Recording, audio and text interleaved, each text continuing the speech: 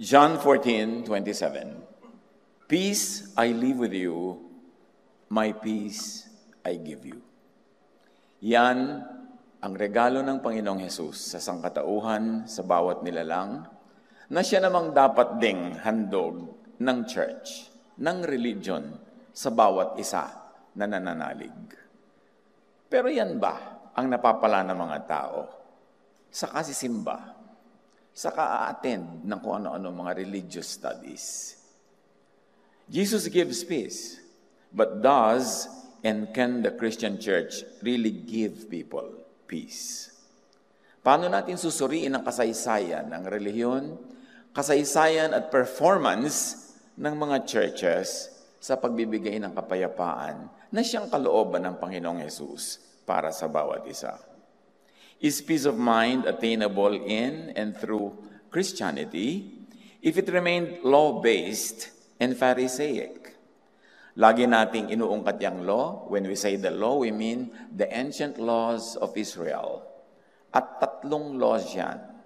Merong moral law, kung ano yung talagang masama at mabuting gawin sa sarili at sa kapwa.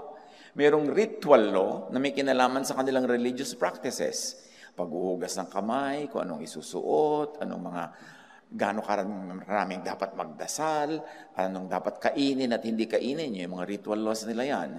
At ang kanila namang legal laws, na pagka may babae nangangalo niya, batuhin hanggang mamatay, it's a legal law. Ano ang ginawa ng Panginoong Hesus sa mga laws na ito? Gaano karami sa mga ritual law, tulad ng pagkain, ano hindi pwedeng kainin, ang itinuloy ng Panginoon o kanyang kinansel na? Gaano karami sa mga legal laws ng Israel ang kinansel na rin ng Panginoon, tulad ng hindi niya ipinabato yung babae, although the legal law of Israel required it. At gaano karami sa mga moral laws, tulad ng huwag ka magnanakaw ng lupa ng kapwa mo, mahalin mo yung mga magulang, ang ipinatuloy ng Panginoon. Meron, may mga itinuloy, pero may mga hindi rin. Kaya napakahalaga na sa Christian church especially, kilalanin kung anong talagang utos ni Jesus at yun ang pairalin. Kasi marami ng kautusan sa law ng Israel ang kinansel na ni Jesus. Pero ngayon ay buong puso pa rin ipinagpipilitan ng Christian church, bagamat si Jesus mismo ang nag-cancel na para palayain na mga tao.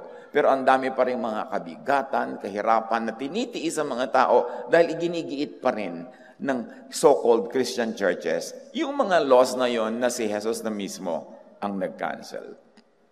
So, can the Christian church really be loving and can it give peace if it remained law-based and Pharisaic? When we mention Pharisaic, it was based on Pharisees, Pharisees. These were the religious leaders who insisted on the law. Mahirap man, mapagod ka man, masaktan ka man, basta ito ang law, ito ang masusunod. Irrespective of how you feel, how it affects you. Katulad ng babaeng napahiya na nga, nahuli sa kanyang ginagawang pangangalo niya or maybe prostitution, pero walang pakialam yung mga Pharisees sa nararamdaman ng babaeng ito sa tunay niyang kalagayan. Basta sabi ng law, batuhin hanggang mamatay, pues batuhin hanggang mamatay. So when we mention Pharisees right now, we mean people in the Christian church who continue to be like the Pharisees of old. Na hindi katulad ni Jesus na isinasaalang-alang ang iyong kalagayan, anong nangyayari sa buhay mo, hindi ka basta lang i-judge. So when we mention Pharisees, that's what we mean. Modern day Christian leaders who behave and teach like the Pharisees of old. And remember, the Pharisees were the arch-enemies of Jesus.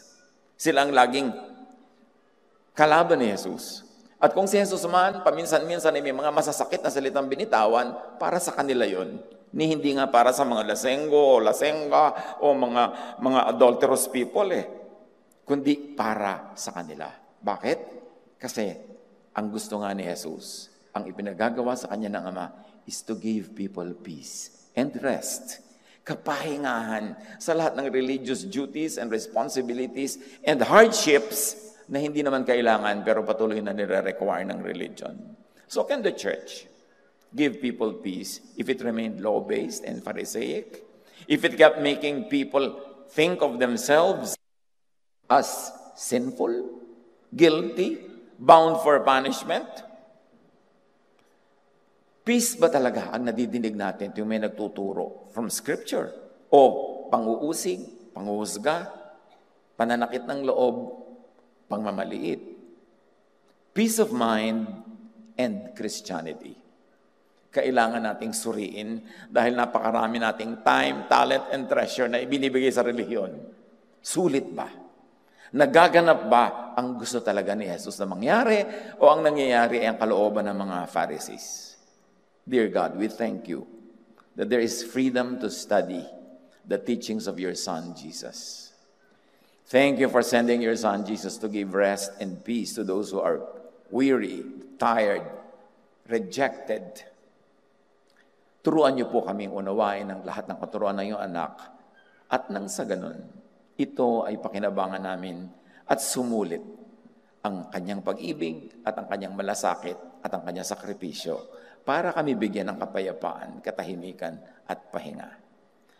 Sa sandaling ito, payapain niyo po ang aming loob, patahimikin ang aming puso at turuan niyo kaming taimtim na makinig sa inyong tinig. Kayo ang mangusap, kayo ang magturo, kayo ang patuloy na magpalaya at magbigay ng kaliwanagan na magbubunga ng pahinga at kapayapaan sa aming puso. Be our speaker, Lord Jesus. We seek you. We seek you with all our hearts. Father, we thank you in the name of Jesus, your Son, our Lord, our teacher. Jesus came proclaiming and dispensing love and grace, setting people free from the law.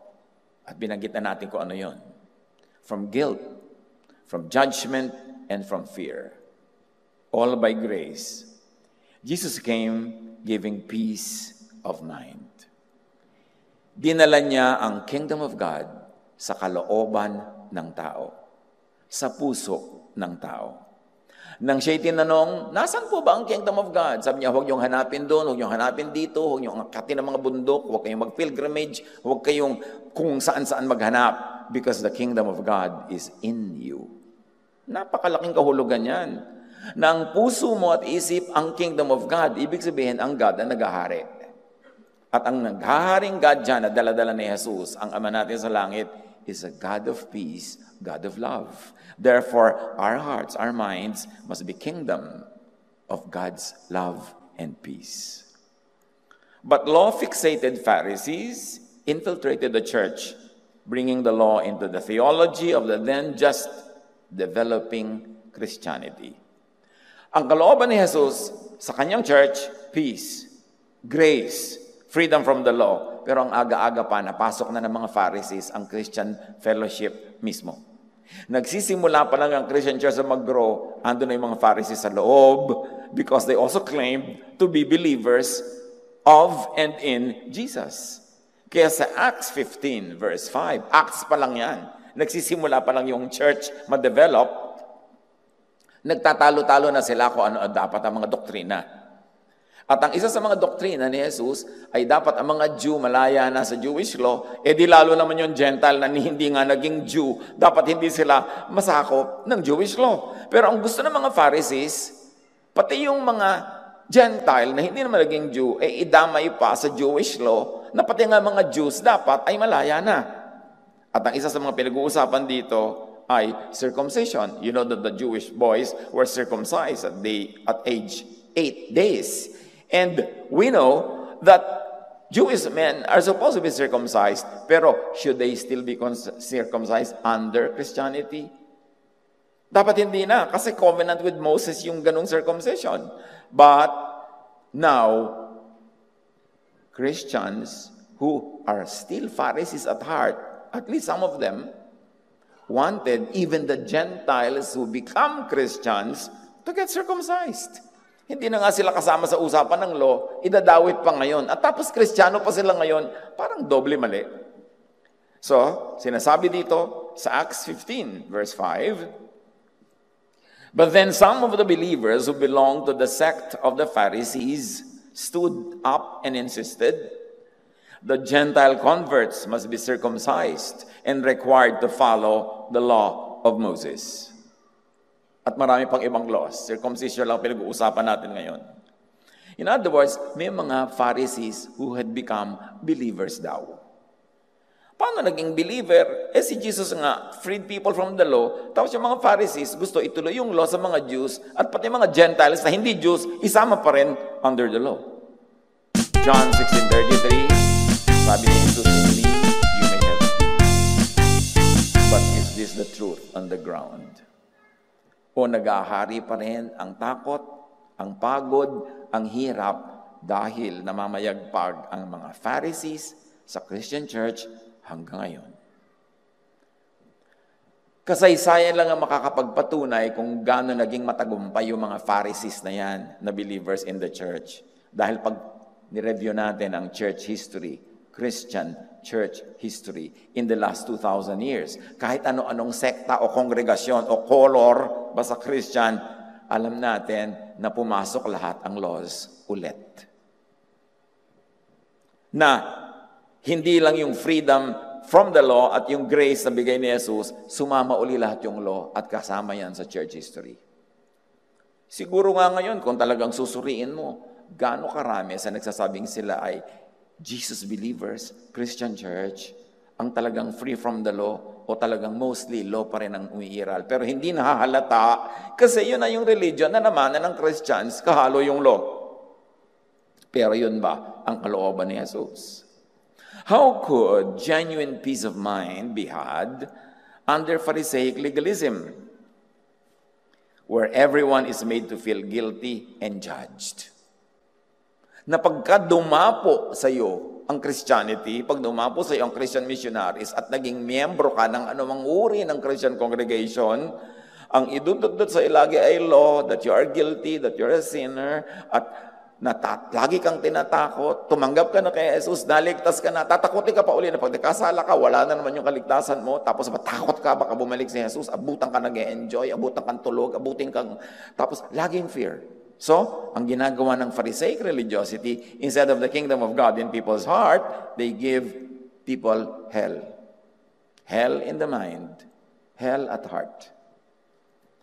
Laging takot na takot ka. Takot kang mapagalitan ng Diyos, takot kang mapalo ng Diyos, takot kang dumating si Jesus, naabutan kang ganyan-ganyan, takot ka na mawasak ang daigdig, mag-end of the world, puro takot. Tapos may makikita ka pa mga t-shirt nakasulat, God saw what you did. Talaga. Yung tatakotin mo na naman ako, talagang Jesus saw what I did. Yung hindi ba dapat ka matuwa that Jesus saw what you did? Kasi you are already covered by the blood of Jesus. Pero ang ibig sabihin ng salita na yun, matakot ka, alam ng Diyos, nag-enjoy ka, masama yan. Yung ganun, puro ganyan. How to have peace of mind in the mostly Pharisaic church? Hindi naman lahat, nawa. Pero tingnan mo lang ang itinuturo, behavior, malalaman mo agad kung Pharisaic. How can you do that? In a climate of Pharisaism, how can you have peace of mind? First of all, about yourself and others, accept human limitations. Psalm 103:14, for God knows how weak we are. He remembers we are only dust. Salamat. Naaalala lagi ng Diyos, ay oo nga pala, tao ang mga ito. So trust in God's love. Especially when you're not able to be perfect. And who can be perfect? Ephesians 3:17-19, and I pray that you may have power to grasp how wide and long and high and deep is the love of God, the love of Christ. And to know this love that surpasses knowledge, that you may be filled to the measure all the fullness of God. Idinadalangin kong magagap mo ang lawak, ang haba, ang taas, ang lalim ng pag-ibig ni Kristo. At nang sa ganon, maunawa mo yung pag-ibig na lampas sa kayang maunawaan. It surpasses knowledge. At nang sa gayon, mapuspos ka ng punong-puno ng fullness of God, which is peace, which is love, which is rest. How do you have peace of mind? In spite of Pharisaic religion? We modify religion. Hindi naman lahat ng religion Pharisaic. Kasi sabi natin, yung Pharisaic religion, manage your thought. Mga kapatid, huwag niyong ipaubaya sa iba ang pagmamaniobra sa inyong utak. Kailangan ikaw ang mag-manage ng thought mo. Huwag kang laging padala sa nagpapagilty sa'yo, sa nang-uusig sa'yo, sa nananakot sa'yo. Kailangan magkaroon ka ng sariling matibay na paninindigan kung saan pupunta yung utak mo. Huwag kang pagulo sa lahat ng nanggugulo. Huwag kang pahusga sa lahat ng judges. Dapat ang iyong budhi at ang Diyos ang nag-uusap. Huwag mong isalalay sa kamay ng iba the management of your thought. Ephesians 4:23, let the Spirit change your way of thinking. And may I add, your way of thinking about sin and judgment, about you and others, about how God sees and considers you, and you are under grace. Hayaan nyo na ang Espiritu ng Diyos ang siyang tunay na umakay sa direksyon ng inyong isip tungkol sa inyong sarili at sa inyong kapwa. Hindi yung panghuhusga at pang-uusig ng mga Pharisees. Kaya si Jesus galit sa kanila eh. Si Jesus nga, hindi naman pinapagalitan. Alam mo, papagalitan niya yung tax collector, papagalitan niya yung woman caught in adultery. Sabi niya, umuwi ka na. Tigilan mo na yung kasalanan na yan. Pero yung mga masasakit at matatalim na salita sa mga religious leaders, kasi ang binibigay nila sa tao, bigat ng loob, guilt, fear, nakalaban ng peace, which is the message of Jesus. Hindi ka naman pwede magkaroon ng peace with God by accomplishing perfection para kayo maging at peace. No, you have the peace of God because you accept by faith the grace and love of God, which you do not deserve, but you accept anyway, and therefore it gives you peace. Lagi itong pinag-uusapan, lagi itong teaching, pero nauunawa ba talaga ng mga tao? Kasi kung nauunawa nila, dapat may peace. Dapat hindi madaling matakot, hindi madaling nervyusin, hindi madaling masiraan ng loob. John 14:27, sabi ni Jesus, kapayapaan ang iniiwan ko sa inyo. Ang aking kapayapaan ang ibinibigay ko sa inyo. Hindi ito katulad ng kapayapaang ibinibigay ng mundo, yung may conditions. Huwag mabaghabag ang inyong kalooban at huwag kayong matakot. Huwag kang matakot na hindi ka perfect. Alam yun ng Diyos. He remembers that you are dust. Huwag kang matakot na nagkukulang ka. Alam yun ng Diyos. Pinuno ni Jesus. Apaw pa. Huwag kang matakot na mayroon kang mga pagkukulang kasi nga pinupuno ni Jesus. Huwag kang matakot na hindi perfect. Alam yun ng Diyos. At sa kabila ng lahat ng alam ng Diyos, tayo kanyang inibig, tinanggap ng walang patakaran. At sabi ni Jesus, I came that you might have life and have it to the full. Come to me, I will give you rest. Yun ba talaga ang ibinibigay ng religion? Kapayapaan ba ang ibinibigay ng law-based, Pharisee-run Christianity? Bakit natin pinag-uusapan ng mga ganito? Dapat kasi natin suriin. Tulad dito sa ating bayan, sa Pilipinas. Kailan din naman nagsimula na umuso yung mga born-again churches, mga Bible-based, mga ganyan-ganyan, ano? Ng mga Bible-waving people na puro Bible ang binabasa. Well, nagsimula yan nung dumating yung mga Amerikano noong 1900s. Pero actually, yung feverish growth of Bible-based faith noong mga late 60s. And then tumaas tong 70s. Nag-climax sa mga 80s hanggang early 90s. Gaano karami sa inyo ang hindi naman Bible-based ang inyong faith noon, pero nilayasan nyo ang dati nyong relihiyon para ma-born again, para sumama sa mga born-again churches. Kailan nangyari yan? 1970, 80, 90? Kung tutuusin natin, yung climax ng pag-grow ng Bible-based Christianity sa Pilipinas was mga late 70s, early 80s, halos mga 40 years ago, which is already one generation. Eto tanong, nilayasan nyo yung dati nyong religion, nakipagkasira pa kayo sa inyong mga tiya, mga pinsan. Yung iba, nagmartilyo pa ng mga groto, nagsunog ng mga puor, nakipagkasira sa mga kababata, hindi dumalo sa mga lamay, libing na mga lolang namatay dahil naiba na yung faith. Hindi kayo nag-abay sa mga kababataan nyo at mga kaklase na ikinasal dahil yung church sa paggagawa ng kasal, hindi kayo tumutungtong doon. Hindi kayo nakikipaglamay, libing, piyesta, lahat-lahat. Ang dami niyong tinalikuran. And I don't only mean you now, nakaharap ko ngayon, kundi lahat ng sumali sa ganitong Bible-based faith. Ang tanong, sulit ba? Siyempre, sabi mo, sulit kasi nabuhay na walang hanggan. Hindi yun ang pinag-usapan. Sulit ba sa day-to-day life? Talaga bang napanatag ka? Natahimik? Talaga bang minahal ka ng iyong mga churchmates, ng iyong mga leader? O tinagkakamali ka, sinisipa-sipa ka, ititiwalag ka? Huhusgahan ka? Tatakutin ka? Sulit ba talaga napapahinga ka o lalo ka lang natakot? Nawa, sulit. Pero ang dami-daming, bakit lipatan ng church sa mga tao? Kasi naghahanap pa rin. Sa kabila ng, kasi sigaw noong 1970s, I found it. Ngayon, hanap pa rin ang hanap. Kasi ang nasalihan, mga Pharisaic churches, papangakuan ka, sumali ka sa amin, tanggapin mo si Jesus, magkakaroon ka ng kapayapaan, puro na lang tayo love dito, pag-iibigan, tulungan. Grace ito, hindi works. O dali, pumikit ka, magdadasal tayo. Pagkadilat mo, nagawa mo na, huli ka, mula ngayon, lost na ulit tayo. Ito na mga lost ng ating kongregasyon. Ang buhok mo, pahabain mo babae. Lalaki, paiksiin mo ang buhok mo. Itong pwede mong isuot, itong pwedeng kulay mo sa buhok, itong pwede mong puntahan, hindi mo pwedeng kainin. Bumalik ka lang sa law. Tapos tight ka pa ng tight. Nalugi ka. Dapat nga nung araw, walang tight. Ano talaga?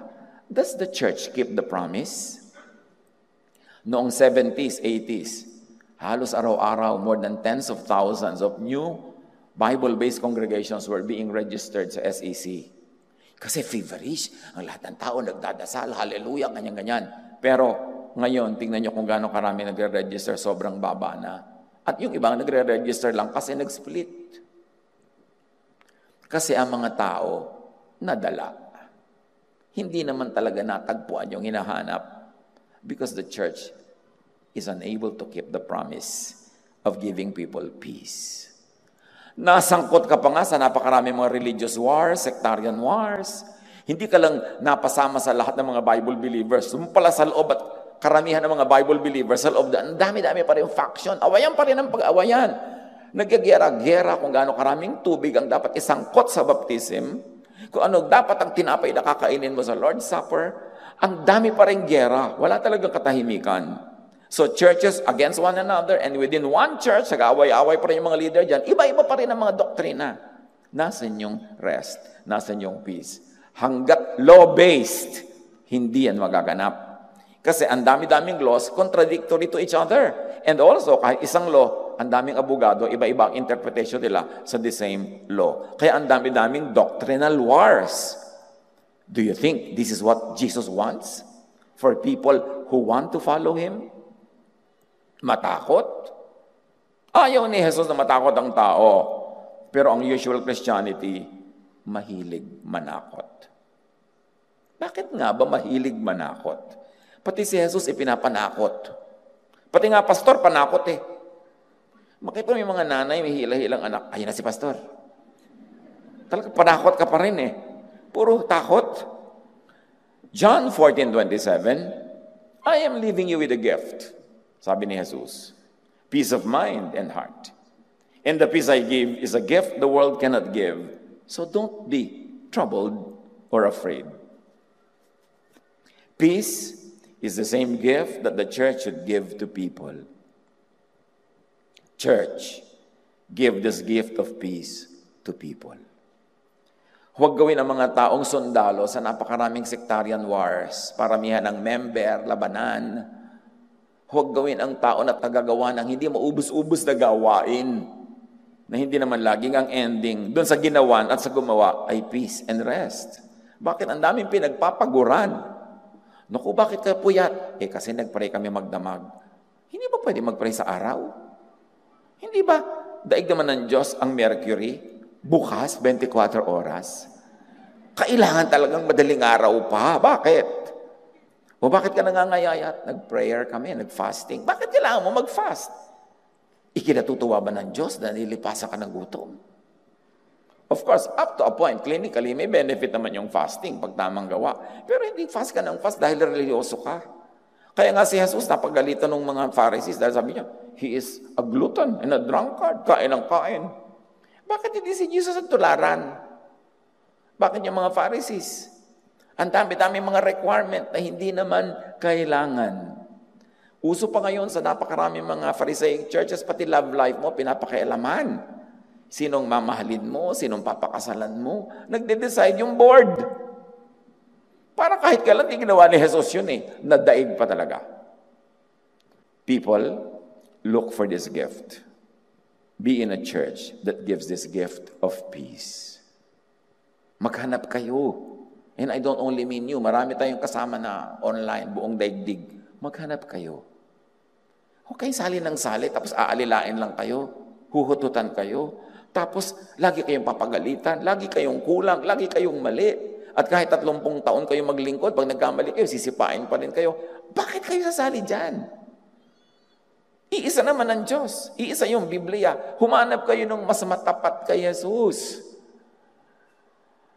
But the church could be a dispenser of peace only if and after she changed her mind from law to grace, from judgment to love, from Moses to Jesus, from Pharisees to Jesusness.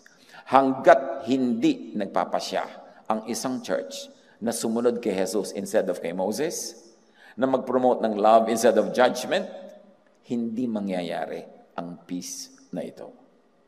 John 1:17, for the law was given through Moses, grace and truth came through Jesus Christ. Hindi ko iniimbento na magkaroon ng division between Moses and Jesus. It is the Bible that says that, and John 1:17 says that. So, sino ba ang bida dito? Sa church na ito, sa church na yon? Moses ba o Jesus? Law or grace? Kailangan niyang i-decide. Siguro marami sa inyo mga kapatid, nagdurugo na tenga niyo kada dinig nito mula sa akin. Kailangan ko itong ulit-ulitin kasi ito na yung naging sakit ng Christian Church ng 2,000 years. Hindi talaga si Jesus ang bida kung hindi law. Galatians 3:24-25, so, the law was our guardian until Christ came. So, tagapag-ingat lang natin, bantay-bantayan lang natin yung law hanggang dumating si Kristo. Pero nung dumating siya, hindi na. Sabi, that we might be justified by faith. So, dumating na si Jesus. Now that this faith has come, we are no longer under a guardian. How can you be any clearer? Sabi niya, guardian lang natin, hindi tunay na magulang yung law. Nandyan lang yan temporarily hanggang dumating si Jesus. At nang dumating si Jesus, hindi na tayo under the law. Under Jesus na tayo. Under love and grace. Historical Christianity has not been of pure Jesusness. It had mixed God's grace in Jesus with the law. God's gracious love in Jesus with legalistic judgment. So ang bunga talaga nito, confusion. Bakit? Kasi Mosesness, Jesusness, pinagsama sa isang body of belief, ang result, confusion. You have to decide if you're going to be under the law or under Jesus, under grace. Kasi malinaw, sabi, andyan lang yung law habang wala pa si Jesus. Dumating na siya, huwag paghaluin. Kasi pag pinaghahalo yan, nalilito ka. Anong gagamitin ko sa'yo ngayon, law or love? Grace or judgment? Kasi, Tuesday ngayon, judgment tayo. Wednesday ngayon, love tayo ngayon. Kasi pinaghahalo. Decide. At kayo man mismo, mga kapatid, mag-decide kayo sa buhay nyo. Will you place yourself really under the law or under love? Under grace or under legal laws of ancient Israel? Pag malinaw na sa inyo yon, then you can decide really what to do with your life. At doon lang magbubunga yan ang tunay na kapayapaan o non-stop na gulo. You have to be conscious. Ang problema sa mga iba, hindi nila alam that they should even choose. Maghahanap sila ng verse sa Bible. Ano kayang guide ko ngayong araw na to? Papaliparin nila yung mga pages. Pag tumigil sa isang page, tok! Ito, law. Ito ngayon ang aandar sa buhay ko. Pagka, grace ngayon. Grace. Kailangan nyo salain yan kasi magkahalo lahat niyan dyan. Pero dumating si Jesus to end the rule of the law. Hindi ibig sabihin magiging lawless. Ibig sabihin yung Jewish law. To grow into Jesusness, the church must extract pure Jesusness from so-called Christianity, which is a confusing and troubling mix of grace and law, love and judgment, of peace and fear or trouble, of Jesus and the teachers of the law and Pharisees. Kaya kailangan gumamit ng Jesus filter, yung lagi nating sinasuggest. Ang dami niyong makikitang katuruan sa Bible, salain niyo lahat kay Jesus. May mga katuruan kasi dyan na para lang specifically for the tribe of Israel at a specific time and place. Nung naiba na yung situation nila sa history, naiba na rin yung mga laws nila. Hindi naman forever yung mga law na yun. Kahit nga mga law ng mga bansa, nagkakaroon ng mga constitutional amendment. Kasi hindi na bagay yung mga laws na yun sa reality. Yung mga laws na moral, laging totoo yun. Like, do not kill your mother, yung do not steal from your sister. Lagi yung totoo, universal. Yun ang moral law. Pero yung mga legal laws and ceremonial laws ng Israel, ang dami na dyan kinancel ni Jesus. Tapos ipipili mo pang ituloy ngayon. Di napapagod ka for nothing. Kaya kailangan salain. Kaya yung mga iba-ibang kulay dyan sa ating drawing, meron dyan na tungkol sa legal laws. Hindi na yan lalampas kay Jesus kasi maraming legal laws ni Moses, hindi niya pinairal. Katulad ng batuhan hanggang mamatay, hindi na yun. Alam nga naman sa church, kaya sabi mo, ay, biblical kami. Ay, may babae dyan o nangangalo niya, tara, batuhin natin. Kasi yan ang sinasabi ng law. Hindi na rin natin yung ginagawa. Ang dami-dami kasi masyadong lawful ang kanilang pamumuhay. Uy, masamang gawin ito, masamang gawin yun. Pero kumakain naman sila ng sugpo na ipinagbabawal din yun ng Leviticus. So, ibig sabihin, sila man namimili kung ano susundin at hindi. Kung ano lang yung paborito nilang doktrina, yun ang bibigyan nila ng support na verse. Pero marami silang binibreak dun sa law. Kumakain din ng pork barbecue. Pero ipinagpipilitan yung ibang law sa Leviticus na gusto lang nilang pairalin, pero yung mga ayaw nilang sundin, hindi nila tinuturo. Selective din. Kaya kayo mga kapatid, you make your own choices. Kaya dapat nag-aaral kayo. Huwag tanong ng tanong lang, pwede ko po bang kainin ng chicharon? Pwede ko bang ganituhin yun? Pwede bang ganun? Tanong ka ng tanong, mag-aral ka dyan at mag-decide ka sa sarili mo. Kasi pag napatapat ka sa conservative teacher, hindi ka papakainin ng chicharon. Pag napatapat ka naman sa iba, hindi ka papakainin ng dinugan kung walang puto. Yung iba naman, puto lang. So, sino ba yan? Huwag mong itaya ang buhay mo sa opinion ng mga religious leaders kasi kanya-kanyang opinion din sila. Kailangan makapag-decide ka for yourself. This is the age of the Holy Spirit, and the Holy Spirit guides us into all truth, and the Spirit is given to everyone. Hindi na lang sa mga religious leaders. So, bakit maraming relihiyoso? Bakit maraming Christians ay anxious, depressed, takot, emotionally tired, and disturbed? It is because law-crazed Pharisaic religiosity damages the thought and psyche. Maraming relihiyoso in all religions see psychiatrists. It's a fact. Kasi mahirap dalhin sa isip at nagtitrip na yung isip mo na iba ang sinasabi mo sa bibig mo na law, tas iba yung umaandar sa buhay mo na totoo.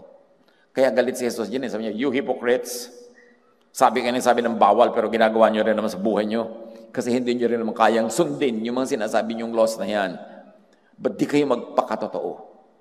Para hindi nahahati ang inyong loob at nangangailangan tuloy kayo ng psychiatric help just to survive. The law that judges and condemns everyone all the time shatters peace of mind. Romans 3:20, walang taong mapapawalang sala sa paningin ng Diyos sa pamamagitan ng pagsunod sa kautusan. Sapagkat ang ginagawa ng kautusan ay ang ipaalam sa tao na siya'y nagkasala. So hindi ka pwedeng magkaroon ng kapayapaan kung puro kautusan ang laman ng iyong isip. At saka, hindi ka rin naman pawawalang sala ng Diyos pag law ang ginawa mong standard because you will not pass the test of that same law that you subscribe to as the standard. Sabi, hindi nakakapagligtas ang law. Ang ginagawa ng law, ipinamumukha sa'yo that you are a grand failure. Yan ang ginagawa niya. Hindi ka niya bibigyan ng kapayapaan kasi kahit kailan, hindi mo siya masusunod lagi. Romans 4:15, ang kautusan ay nagdadala ng poot ng Diyos sa mga lumalabag. Ngunit, kung walang kautusan, edi wala ring paglabag. You see the logic? Yang kautusan, nagdadala ng poot ng Diyos sa lumalabag. Pero kinancel na ni Jesus ang kautusan. At kung wala ng kautusan, edi wala na ring lumalabag. At kung wala kang nalalabag, edi matatahimik ka. Kung wala na ang poot ng Diyos, wala din ang worry and fear. Kaya dinilit ni Jesus ang legal and ritual laws. Not the moral laws. The legal and ritual laws. Yung mga anong kakainin, anong hindi kakainin, anong isusuot, yung mga ganyang mga bagay. Kaya dinilit na yan. Importante. Walang peace of mind sa Pharisaic religion. Kaya nga dumating si Jesus to free people from the law. Kailan kaya? At paano mauunawa at may enjoy ang grace of God given in and through Jesus? The law causes self-condemnation and guilt. Fear, self-righteousness, judgmentalism. And we know that judgmentalism troubles the mind of the judged and the judgmental. Yung nanghuhusga, trouble din yon kasi tinatamaan din siya ng sarili niyang panghuhusga, kahit aminin niya o hindi. At yun namang hinuhusgahan, trouble din yon. So wala talagang benefit for anybody yung judgmentalism. Because everybody will fail. Law-based Pharisaic religiosity deprives people of peace as it imposes heavy religious burdens and duties. Ang dami. Pag sinunod mo yung lahat yung law, ang dami mong gagawin na nakakapagod na inako na ni Jesus. Luke 11:46, sabi ni Jesus sa mga Pharisees, mga dalubhasa sa kautusan, pinagpapasan ninyo ng mabibigat na dalahin ng mga tao, ngunit ni daliri ay ayaw ninyong igalaw upang matulungan sila. Ayaw ni Jesus yung napakaraming religious burdens. You know, the Israelites had to go to the temple for prayer 5 times a day nung araw. At yun na nga, hindi lang yung 10 commandments ang commandments sinusunod nila sa buhay. 613 other commandments rule their lives every day. Surely you will fail in most of them. How can you survive one day na nasunod mo lahat yun? The law and law-based Pharisaic religiosity damages self-perception as it results in self-depreciation. Kaya maraming relihiyoso, laging nilalait ang sarili. Laging masama ako, makasalanan ako, ganito lang ako. Ako'y isang masamang babae. Ako'y isang masamang lalaki. Ganyan-ganyan. Laging ganun ang drama. Kasi yun ang isinisiksik sa utak sa'yo ng law eh. Masama ka, kulang ka. And you know how it can damage the psyche. How it can damage the emotion. How it can damage self-perception. Romans 7:14-15, we know that the law is spiritual, sabi ni Paul, but I am unspiritual. Bakit? For what I want to do, I do not do. But what I hate, I do. Sabi ni Paul, gusto kong bumait, pero di ko magawa. Alam ko ang dapat ginagawa according to the law, pero hindi yun ang ginagawa ko. In fact, ang ginagawa ko, yung sabi ng law na di ko dapat gawin. So, I am unspiritual. Can you imagine if that's always what you think of yourself? The law is so against the truth on the ground. The law is so against nature of humans, very unrealistic. The law does not remember that we are dust. But God remembers that we are dust. So alam mo na yung hindi lahat ng law ay galing sa Diyos or meron man pero specific time, audience, and place and situation lang yan applicable. The law expects and demands impossible, robotic perfection. Kaya marami mga tao, relihiyoso, nagiging almost robotic. Lahat ng makikita siya, it's a sin, it's a sin, it's a sin. Hindi ko lang makopya yung boses ng robot ko, kaya mag-imagine dyan. So, the law ensures human failure. therefore need for sacrifices, therefore need for priests and intercessors. So you can imagine kung ba't gustong-gusto ng templo ang issue of sin. Dumadami ang offering. Nagiging relevant yung religious leaders.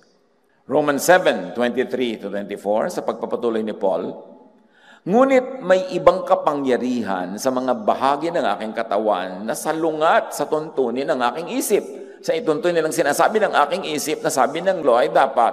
At sabi ni Paul, kay saklap ng aking kapalaran. Imagine you think of that, ang saklap ng buhay ko. I'm a grand failure. Wala akong magawang tama. Destitution, hopelessness, despair, kontra sa peace of mind. Enter Jesus. Salamat na lang. Mayroon pang kasunod. Jesus brings good news. Ephesians 2:15, Christ ended the law with its many commands and rules. So, ngayon, hindi mo na kailangan laging maging grand failure kasi Christ ended the law that makes you a failure. Jesus ended the law by doing two ways. Doing it two ways. One, Jesus fulfilled the law by technically satisfying in and by his body its demand of blood sacrifice. The law always demands sacrifice for sin. How did Jesus end the law? By sacrificing himself as payment for all sins of all time in all places. So, inend niya yung law by satisfying it. Law, gusto mo ng blood. O sige, I'm giving my blood. Satisfied, tapos na, bayad na ang lahat. That's one. Jesus also ended the law another way. By interpreting and applying it through the filter of love that the Father had sent him to do. So pag sinabing Jesus fulfilled the law, one, he followed the requirements of sacrifice, and two, he reinterpreted and fulfilled the law in the loving way that the Father sent him to do. Jesus did not fulfill the law in exactly the same way the Jewish religious leaders had and wanted it fulfilled. Kaya pag kayo ba nagsasabi, di ba Jesus fulfilled the law? Oo, pero hindi niya ginawa yung fulfill in exactly the same way that the Pharisees had them wanted to be fulfilled. Iba ang pag-fulfill niya. Paano niya finulfill ang law of Sabbath?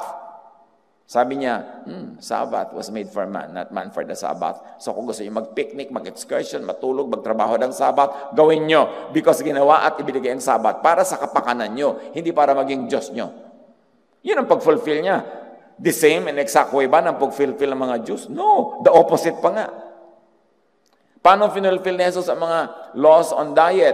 Sinabi niya, it's not important what gets into the mouth, but what gets out of it. So kainin niyo kung anong gusto niyo. Of course, technically, pwede kang clinically makakain ng marumi, pero hindi parurumihin nun ng espiritu mo, tulad ng ipinapaniwala ng mga maraming Pharisees na nakakadumi ng espiritu at kaluluwa ang kung ano-anong mga pagkain.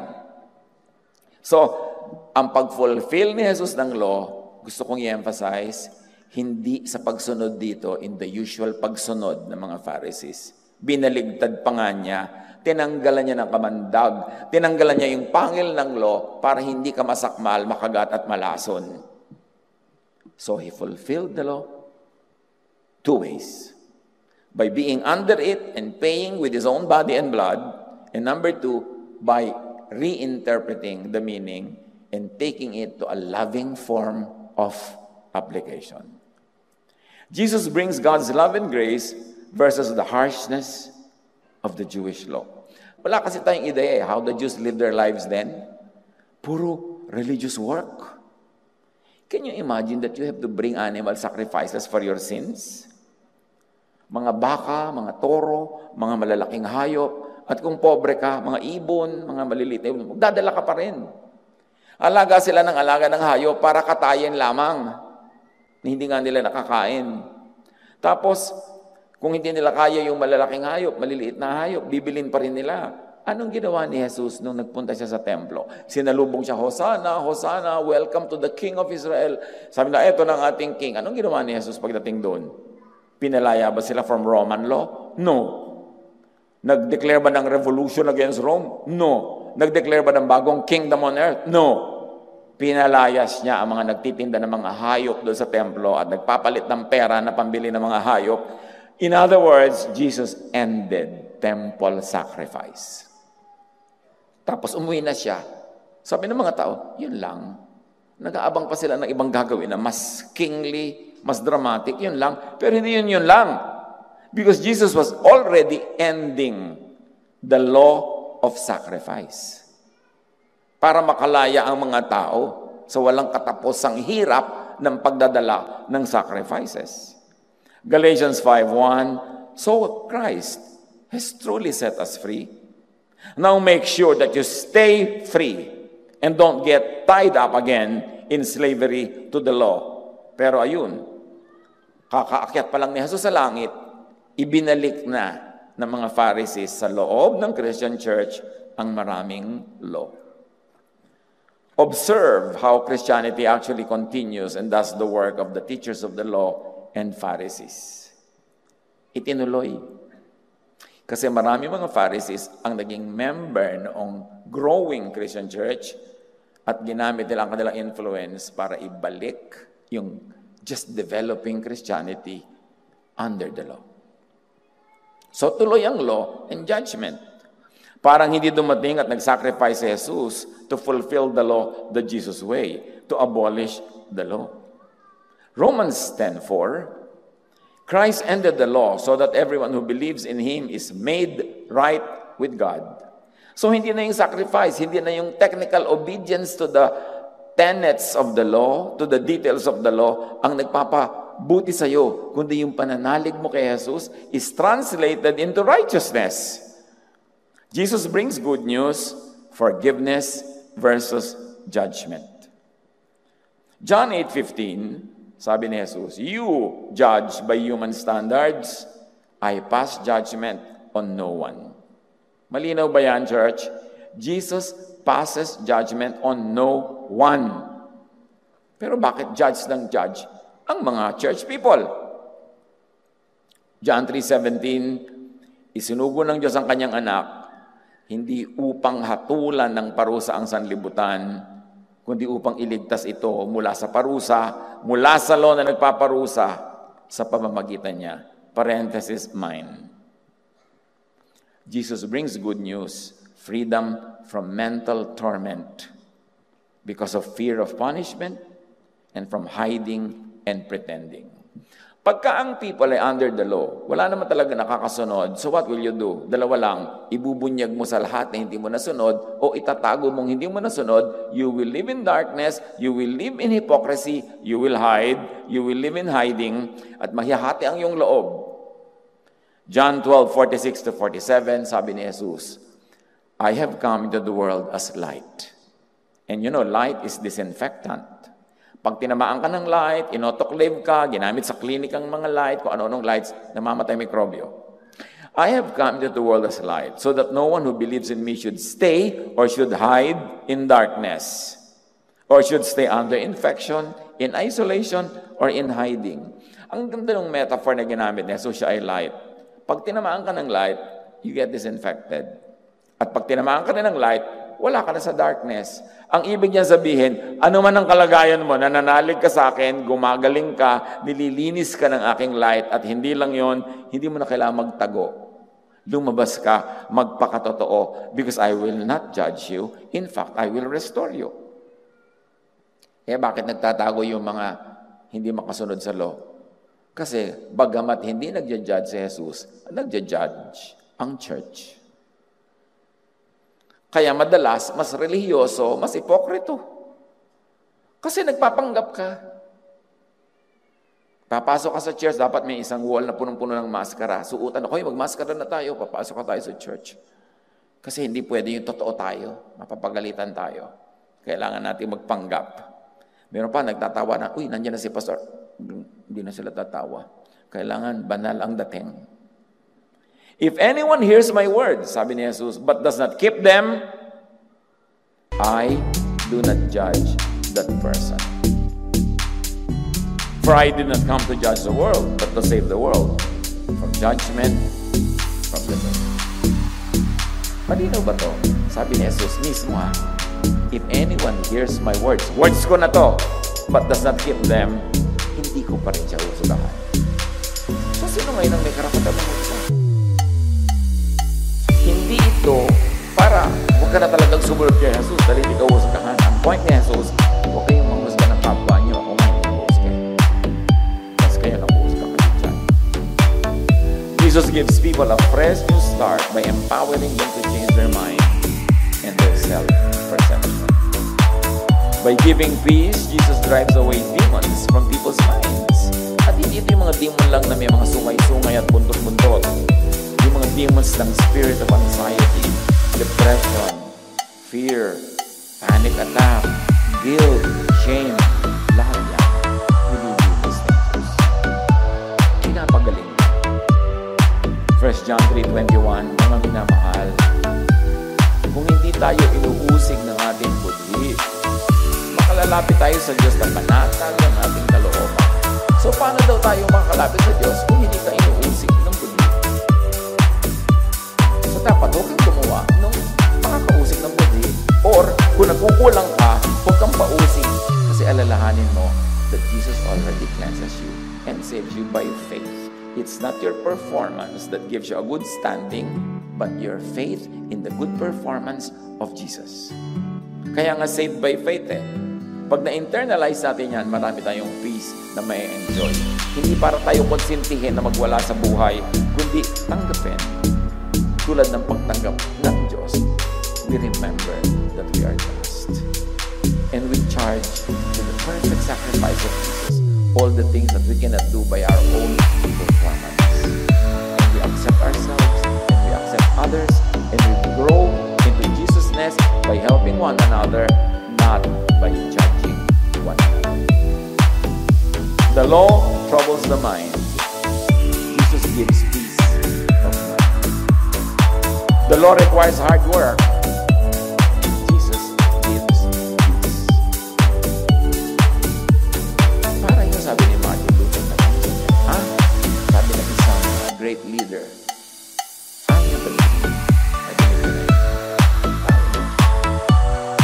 tayo lahat may dream.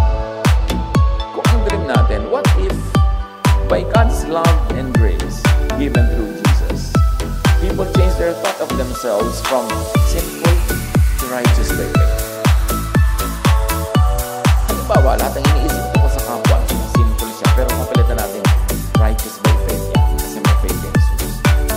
Ako din, sinful, imperfect, pero in the eyes of God, I'm righteous by faith. What if we change our mind into that? Sapagkat si Kristo ang kaganapan ng kautusan, sinasabi yan sa Romans 10:4, upang ituring na matuwid ng Diyos ang sinumang sumasampalataya sa Kanya. What if we thought of ourselves that way? And of others too? What if the church helped people change their thoughts of themselves from bad to good in the eyes of God? From guilty to not guilty as justified in the court of God, where Jesus is our defense attorney. What if we change our mind from thinking of ourselves as distant from and hated by God to close to and super loved by God? Won't it change the way you look at life?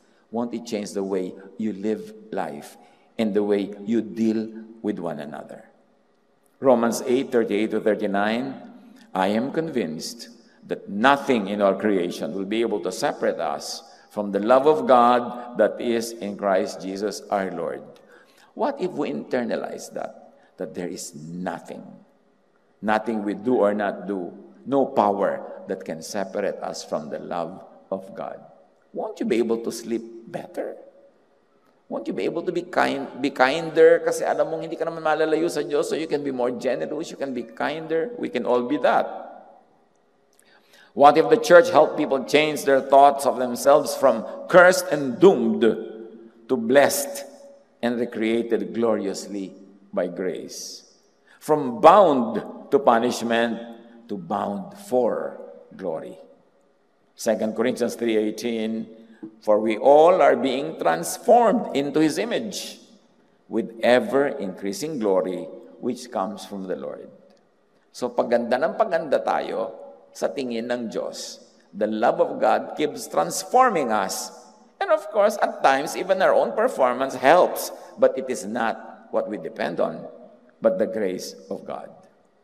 What if we change ourselves from thinking of ourselves as hopelessly corrupt to made clean and pure by grace?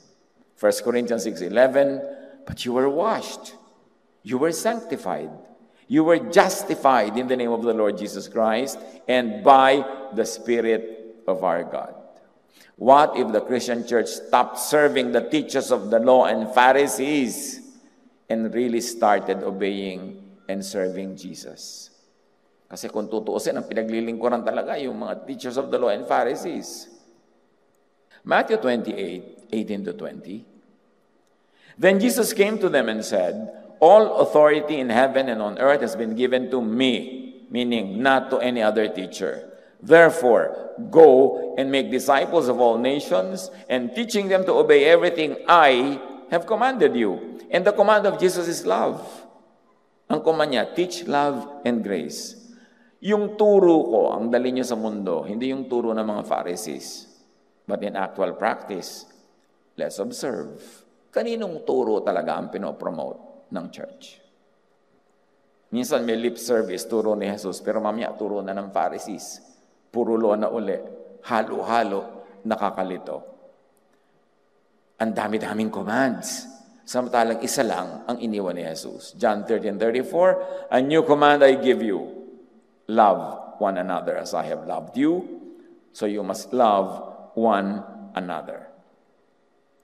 John 13:35, paano daw nakikilala ang tunay na disciple ni Jesus, follower ni Jesus?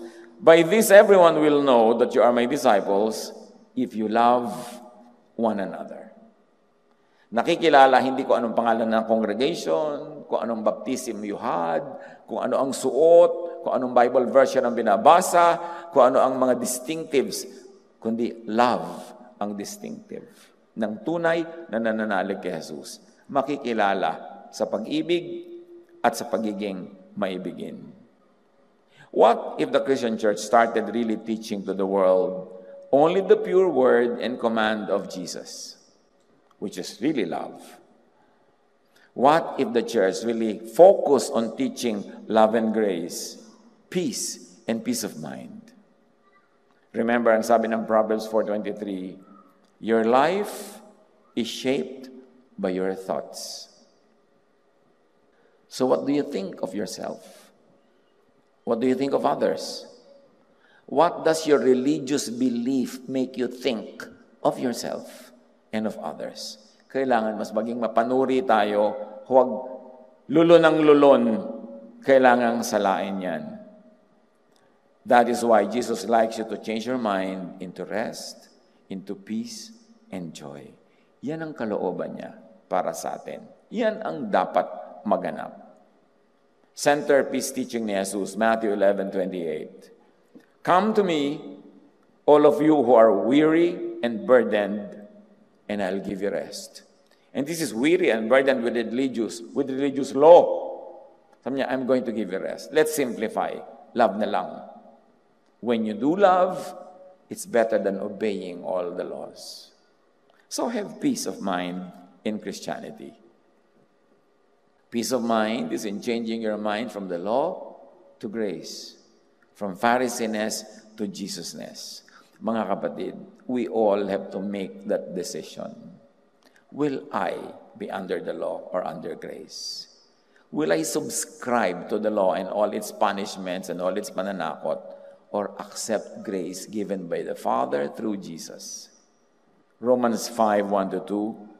Therefore, since we have been justified through faith, we have peace with God through our Lord Jesus Christ. And Jesus is very emphatic, John 5:45, but do not think I will accuse you before the Father. Your accuser is Moses, on whom your hopes are set. And this is the irony of Pharisaic religion. Sabi ni Jesus, huwag niyong isipin kahit kailan na ako ang mangko-condemn sa inyo before the Father. No. Yung inaasahan nyo, yung paniniwalaan nyo, yung sinusunod nyo, si Moses, yun ang magpapahamak sa inyo. Kasi yung law, hindi kanyang dadalhin sa kaligtasan, ipapahamak kanya kasi hindi mo siya kayang sundin. Preachers and teachers must know and decide what thought they will plant in people's minds. Grace or love or law.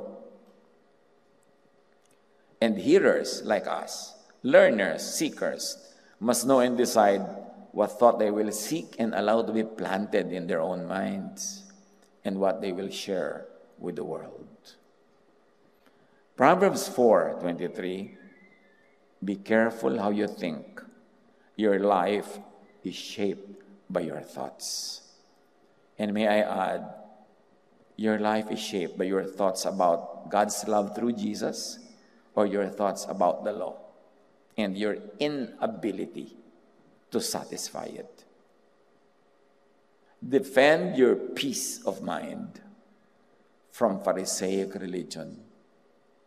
Nag-i-invest tayo ng time, talent, treasure sa ating religious faith, religious practice. Linawin niyo mga kapatid kung kanino talaga kayo sumusunod at kung saan at kung ano talaga ang iisipin niyo tungkol sa relasyon niyo sa Diyos. Are we connected with God through His grace and love or we try to earn the connection through the law? Your decision, the clarity of your thinking about it will determine the quality of your life here and beyond. Turuan niyo kami, Panginoon, to seriously consider these things. Lagi naman namin naririnig. Pero magkaroon talaga ng kalinawan at kaliwanagan para magbunga ng payapa, tahimik, maibiging buhay. Pagbulay-bulayan natin ang lahat ng ito, mga kapatid, na madalas naman natin marinig at naway, hindi na natin kailangang laging pakinggan pa dahil luminaw na. Pag-isipang mabuti, ano ang mga tumatakot sa atin? Ano ang mga ipinapanakot natin? Ano ang katuruan ni Jesus tungkol sa lahat ng ito? Mapag-isa, sumandali, let the peace of God reign in your heart and let the Spirit give you a very personal application sa pag-aaral natin ngayon. God, continue to be with your people. Reveal your truth and give us your peace.